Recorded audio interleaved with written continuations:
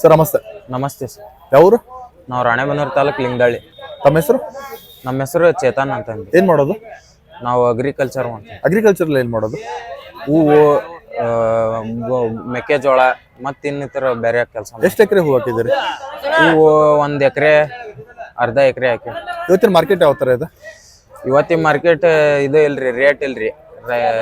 200 150 box ಆಗ್ಯಾವ್ರಿ. 10 ಕೆಜಿಗೆ? 8 KG ರೀ. 10 KG ಅಲ್ಲ, 8 ಕೆಜಿ ಬಾಕ್ಸ್. ಇವಾಗ ಯಾವ್ಯಾವ ಹೂ ಬೆಳಿತೀರಿ ತಾವು? ನಾವು ಪೂರ್ಣಿಮಾ, ವೈಟ್, ಸೇವಂತಿಗೆ ಹೂವು ಬೆಳಿತೀವಿ. ಹೂವಿನ ಬೆಳೆಗಾರರ ಜೀವನ ಯಾವ ಥರ ಇದೆ ಇವಾಗ? ಈ ಸದ್ಯ ಮಟ್ಟಿಗೆ ಹೂವಿನ ಬೆಳೆಗಾರ ಜೀವನ ಇದು ಇಲ್ರಿ. ಮಾಡಿದ ಖರ್ಚಿಗೆ ಆಗಕತ್ತಿಲ್ಲ, ಅವ್ರ ಹರ್ಸಿದ ಕೂಲಿ ಆಳಿಗೆ ಆಗಕತ್ತಿಲ್ಲ. ಆಮೇಲೆ ನಾವು ಅಲ್ಲಿದ್ದ ತಗೊಂಬರೋ ಟ್ರಾನ್ಸ್ಪೋರ್ಟ್ ಚಾರ್ಜ್ಗೆ ಏನು ಇದು ಇಲ್ಲ. ಈ ಸದ್ಯ ಪರಿಸ್ಥಿತಿ ಸರಿ ಇಲ್ರಿ. ರೇಟ್ ಚೆನ್ನಾಗಿದ್ದಾಗ ಎಷ್ಟು ದುಡ್ಡು ಮಾಡಿದಿರಿ? ರೇಟ್ ಚೆನ್ನಾಗಿದ್ದಾಗ ಎಕರೆಕ್ ಒಂದು 3-4-5 ಲಕ್ಷದ ಮಟ್ಟ ಮಾಡೇವ್ರಿ. ರೇಟ್ ಚೆನ್ನಾಗಿದೆ, ಎಕರೆ 5 ಲಕ್ಷ ಮಾಡಿದಿರಿ? ಎಕರೆ 5 ಲಕ್ಷ ಮಾಡೇವಿ. ಅಂದ್ರೆ ಮಿನಿಮಮ್ 25-30 ಲಕ್ಷ ಮಾಡಿರ್ತೀರಾ? ಅದೇ 1-2 ಎಕರೆ 3 ಎಕರೆ ಮಾಡ್ಯಾರ್ರಿ. ಅದ್ ರೇಟ್ ಯಾವಾಗಿತ್ತದ? ರೇಟ್ ಹೋದ್ ಬೇಸಿಗೆಯಲ್ಲಿ ಇತ್ರಿ. ಇವಾಗ ಕಡಿಮೆ ಆಗಿದೆ. ತಾವೇನ್ ಹೇಳಕ್ ಇಷ್ಟಪಡ್ತಿದ್ರ ಬಗ್ಗೆ?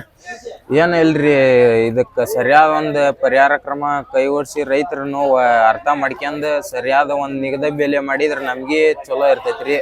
ರೈತರು ಖುಷಿಯಿಂದ ಇರ್ತಾರ ಅಂತ ನಾ ಹೇಳಕ್ ಇಷ್ಟಪಡ್ತೀನಿ. ನಮಸ್ಕಾರ.